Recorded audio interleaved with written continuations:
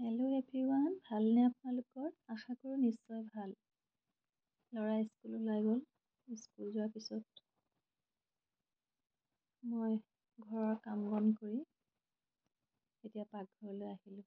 আজি বনাম পনীৰৰ তৰকাৰী। অকণমান পনীৰ ঘৰতে বনাইছিল মায়ে, কাৰণ গাখীৰ জমা হৈ আছিল অলপ। সেইকাৰণে আজি পনীৰ তৰকাৰীখন বনাম বুলি ভাবিলোঁ দুপৰীয়াতে। পনীৰখিনি ধুনীয়াকৈ চাইজ কৰি কাটি ল'লোঁ, হালধি নিমখ সানি ল'লোঁ আৰু অকণমান ভাজি ল'ম। নভজাকৈও বনাব পাৰি, কিন্তু মই অকণমান পনীৰখিনি ভাজি লওঁ। ভাজি ল'লেহে খাবলৈ ভাল পাওঁ।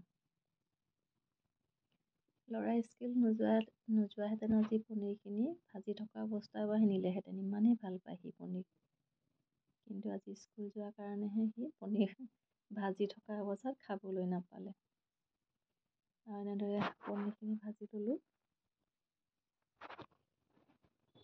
অকণমান ভাজি লগাৰ পিছত এতিয়া মই যিখিনি বস্তু পনীৰৰ লগত দিম সেইখিনি হ'ল আদা, নহৰু, পিঁয়াজ আৰু মই ইয়াত কেইটামান কাজু দিম, বিলাহীও দিলোঁ।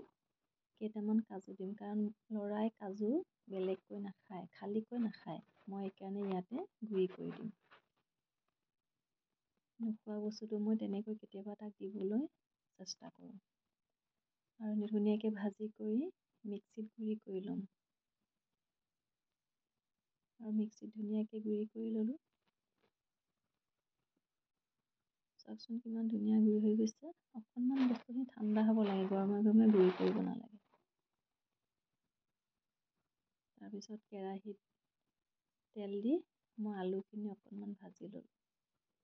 আলুখিনি ভাজি ল'লে ভাল হয় টেষ্টটো খাবলৈ। হালধি নিমখ সানি লৈ আলুখিনি ভাজি ল'লোঁ। আৰু আলুখিনিত মই ডাঙৰ ডাঙৰকৈ পিঁয়াজ অলপ কাটি লৈ সেইখিনি ভাজি ল'ম। বেছি নাভাজোঁ, অলপ ভাজিম। কেঁচা গোন্ধটো নাইকিয়া হোৱালৈকে ভাজিম। তাৰপিছত মই যিখিনি আলু আৰু পিঁয়াজ ভাজি লৈছিলোঁ, তাতে মই পেষ্ট বনাই থোৱা পেষ্টটো তাত বাকি দিলোঁ।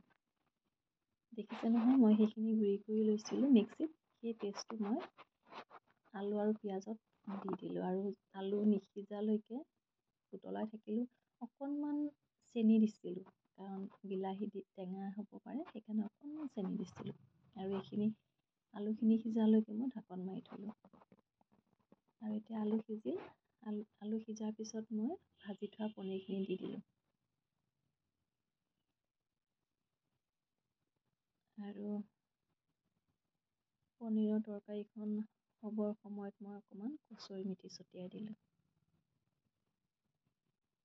আৰু এনেদৰে আজি মোৰ পনীৰৰ তৰকাৰীখন ৰেডি হৈ গ'ল।